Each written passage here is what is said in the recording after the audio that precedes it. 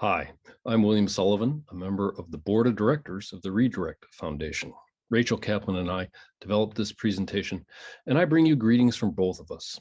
I'm delighted to talk with you today about one component of being capable, being able to address mental fatigue, which for many of us is a daily challenge.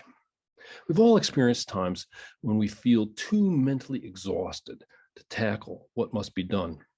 But despite such mental fatigue, we can be eager to go for a run, settle down with a good book, or work in the garden, which begs the question, what is it that fatigues with mental fatigue? The answer is our capacity to pay attention fatigues. Psychologists would say our top-down attention fatigues. In my short comments with you today, I'm going to describe two kinds of attention, the impact of these kinds of attention on our effectiveness, and encourage us to explore some ideas about small experiments. When we talk about mental fatigue and attention, we have to start with Stephen and Rachel Kaplan and attention restoration theory. Attention restoration theory recognizes we have two modes of attending to the world. I bet you can imagine what it's like for this woman to be testifying before this council. Her focus and attention will certainly be different from being in a natural space. Let's break this down a little bit. Attention restoration theory recognizes we have two modes of attending. The first mode we can call top-down attention or paying attention.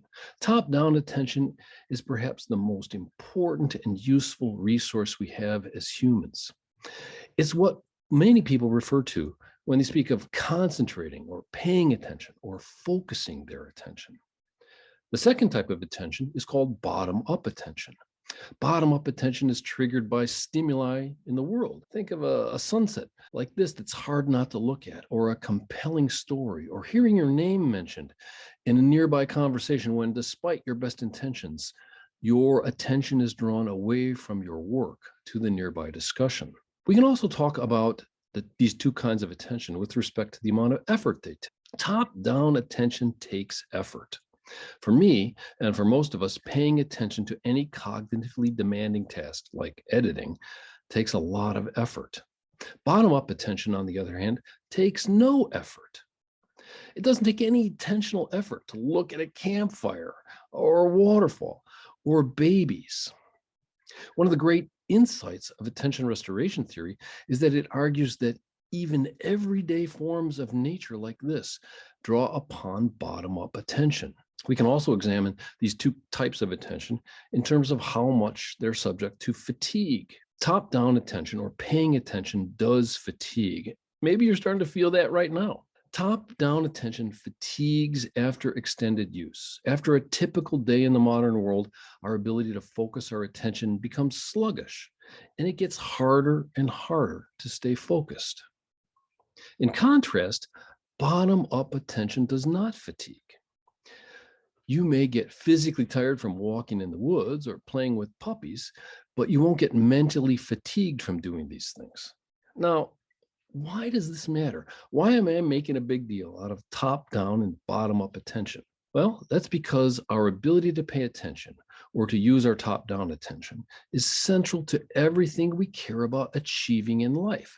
It matters for learning and problem solving, for planning and carrying out tasks, for monitoring ourselves and regulating our behavior, and for effective social functioning.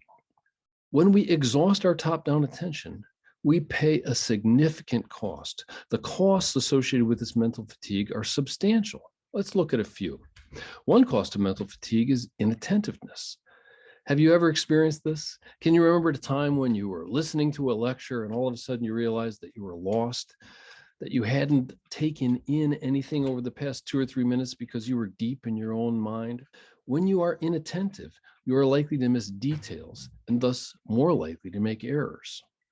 Another cost of mental fatigue is that you're more likely to become irritable. When you are more irritable, you're more likely to say something that you'll later regret.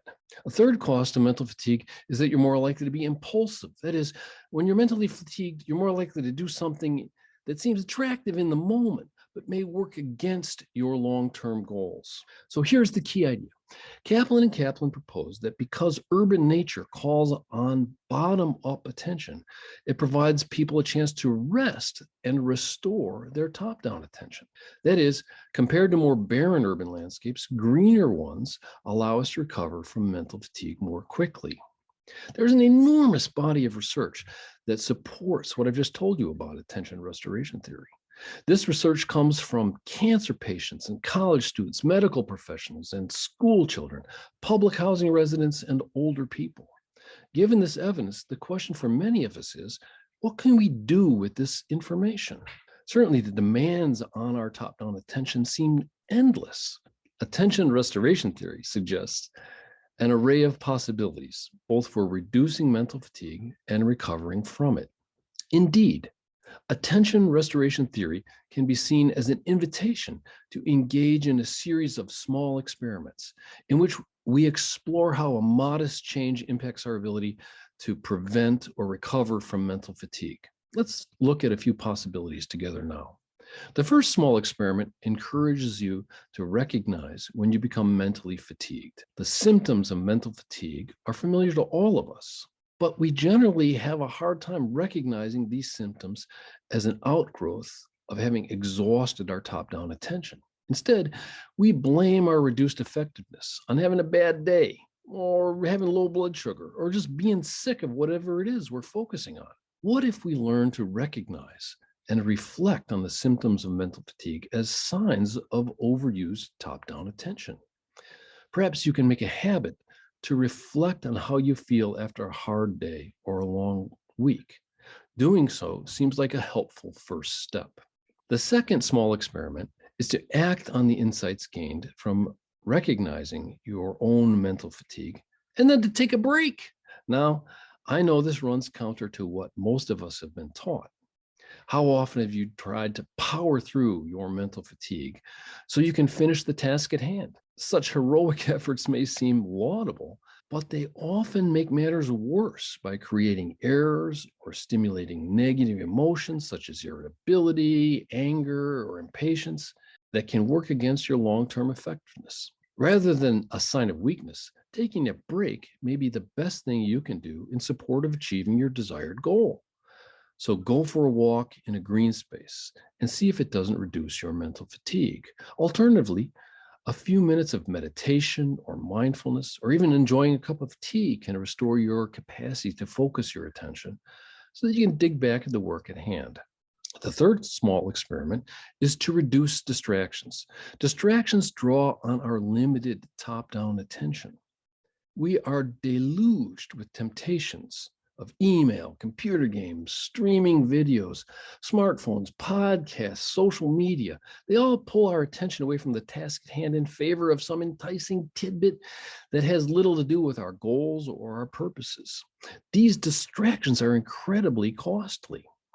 You might try turning off notifications on your phone and computer, or take the bold step of uninstalling some distracting applications. Or perhaps try recognizing the internal impulse you have to turn towards a distraction and then pause.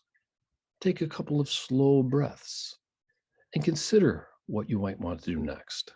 Which brings me to my final recommendation for a small experiment: seeking out nature. Can you arrange your workplace to permit a view of nature outside your window? Go for a walk or a run in a nearby park? Or instead of meeting in your office, can you have a walking meeting in a green setting? Let me wrap up by saying that the insights from attention restoration theory have wide-ranging applicability. You can use these insights to create a calmer, more productive life, to bring forward your better self, improve your relationships, and marshal the resources necessary to improve your effectiveness. Rachel and I wish you great success in doing just that.